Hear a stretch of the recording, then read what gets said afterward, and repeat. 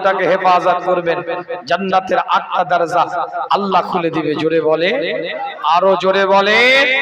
আপনার মা বোন, আমার মা বোন, মেয়েদেরকে পর্দাপুশিতার সাথে রাখবে, মেয়েদেরকে পর্দাপুশিতার সাথে রাখবে। যে বাড়িতে একটা কন্যা সন্তানের জন্ম হয়, ওই বাড়ির দিকে আমার আল্লাহ রহমতের দরজাগুলোকে খুলে দেয়। জোরে বলে, আরো জোরে বলে।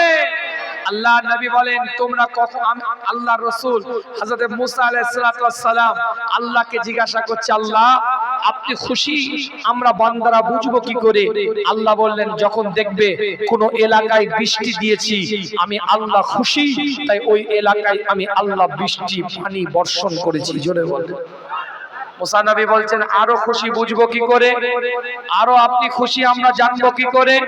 আল্লাহ পাক জানিয়ে দিলেন, মুসা যখন দেখবে কোন এলাকায় কোন পরিবারে বেশি বেশি করে আমি আল্লাহ মেহমানগুলোকে পাঠাচ্ছি, মেহমানগুলোকে দিচ্ছি, তখন মনে রাখবে